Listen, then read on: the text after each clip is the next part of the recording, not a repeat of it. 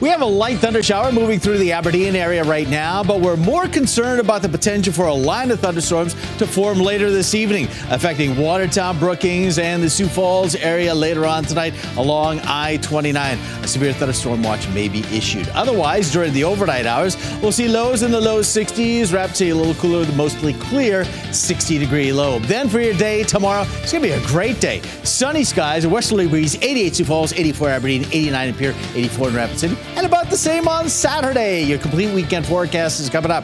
KELOLAND News starts now. Live from KELOLAND Media Group, KELOLAND News first at 4. We talk with South Dakota's Attorney General about his concerns with guns and drugs in the state as his office investigates another officer-involved shooting. Plus, Iowa and Nebraska are suing the EPA, saying more needs to be done to make E15 available all year round. And later, an upcoming race and festival is all about celebrating the state's dairy industry. How you can participate straight ahead. Good afternoon, and thanks for tuning in to First at 4. I'm Dan Santella. And I'm Kelly Volk. A rise in violent crime coincides with a climbing number of officer-involved shootings in South Dakota. Just yesterday, a law enforcement officer shot someone on a street in Sturgis near the interstate. South Dakota Attorney General Marty Jackley was on the scene shortly after the incident. He says he can't say much, but he is aware of the number of officer-involved shootings in the state. As Attorney General, I've had to go to officers' funerals.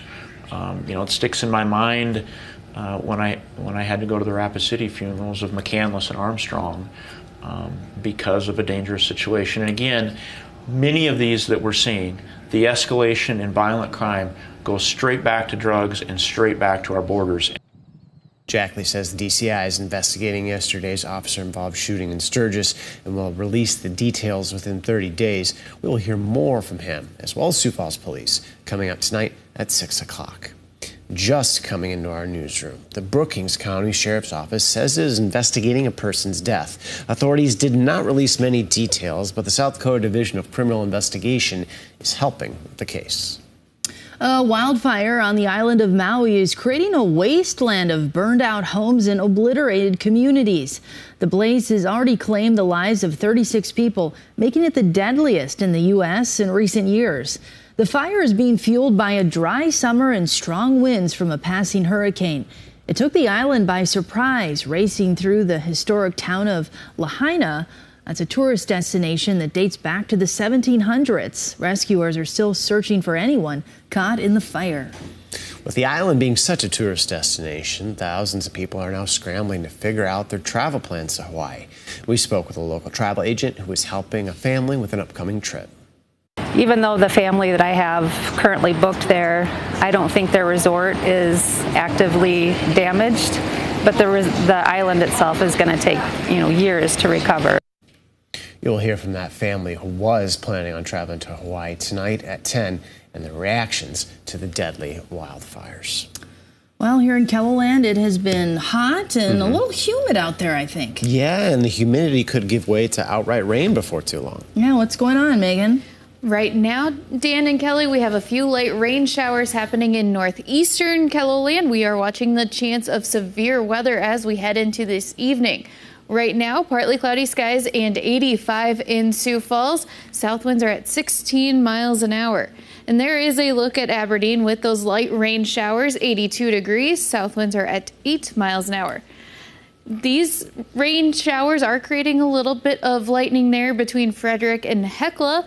So they are thunder showers, but nothing is severe yet. We'll watch that chance of severe weather as we head into the later evening. There is the wider view, not much happening other than those few light showers north of Aberdeen. For this evening into tonight, we do have that risk of severe weather, marginal in green, slight risk in yellow. Large hail and strong winds are going to be the main threats.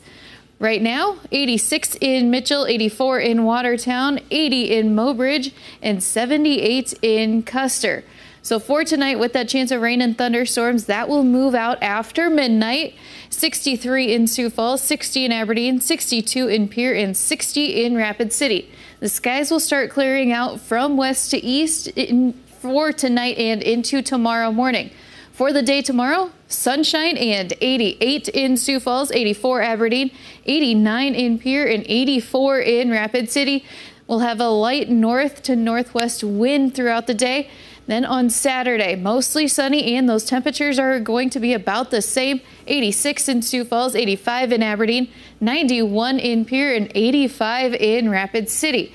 We'll watch our chances for rain and thunderstorms again on Sunday. We'll take a closer look in just a little bit. All right, thank you, Megan. Our Capitol News Bureau reporter, Bob Mercer, dug into South Dakota's new workforce recruitment campaign called Freedomworks Here.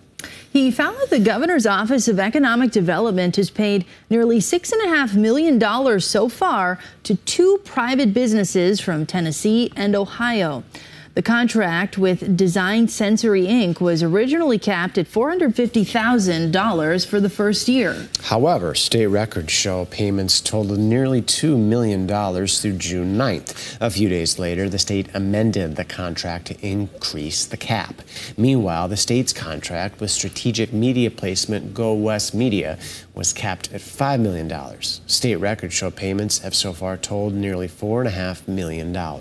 The GoEd commissioner says about 4,500 people have filled out a form on the Freedomworks Here website.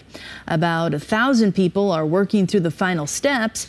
Right now, South Dakota's unemployment rate is at 1.8%, which is tied for the lowest in the nation.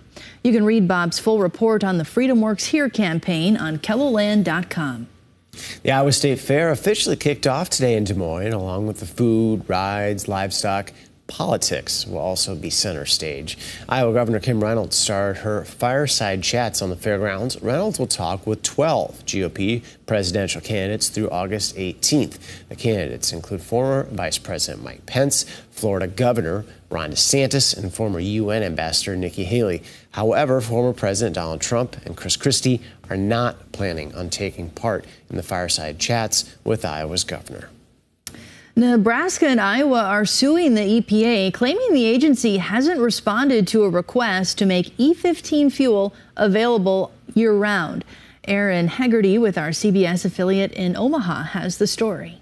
I just like what makes my car go and what's going to be the cheapest option. Some don't pay a whole lot of attention to what options are or aren't available at the pump. I usually just come and I fill up my tank, go on about my day, but really doesn't matter to me much. But to the Nebraska and Iowa attorneys general, it's worth suing over. They sued the EPA this week, saying EPA should be available year-round. E15 is fuel that's gas and 15% ethanol. It can be used in the vast majority of cars made in 2001 or later. The cheapest option you see at the pump is almost always E10. E15 often isn't available. E15 is a Nebraska fuel, which is really nice. We make the ethanol portion of it here. Don Caldwell is the executive director at Renewable Fuels Nebraska. E15, also called unleaded 88, uses more corn. At this Casey's, it's 10 cents cheaper than E10. But E15 doesn't have the EPA's blanket approval for sale across the country year-round. But this year, last-minute waivers to the rules have allowed gas stations in Nebraska and Iowa to sell it. With a change in EPA rules, more gas stations might be more willing to offer it. They want to make sure they can offer it consistently and regularly. They don't want to make changes for the consumers. Phil Pond says he likes to use E15. Mostly the price, and it supports the farmers and the economy. An option you could be seeing more of in the future. In Omaha, Aaron Hegarty, 3 News Now. Nebraska and Iowa say back in April, 8 governors asked the EPA to allow E15 gas sales through the summer. The lawsuit says a response required in 90 days by the Clean Air Act hasn't come. The EPA says the Biden administration provided a temporary waiver for E15 and believes it should become permanent. Happening right now, people are gathering for an open house on the Downtown Sioux Falls 2035 plan. The event is being held at the Downtown Library from 4 to 7 today. Community members will be able to ask questions and provide feedback about the proposed plan. Some of the main topics include closing sections of Phillips Avenue to traffic, parking meter payment methods, and building a new multi-season recreation center. Digital reporter Gracie Terrell is at the meeting now, and she'll have an update online for you later tonight.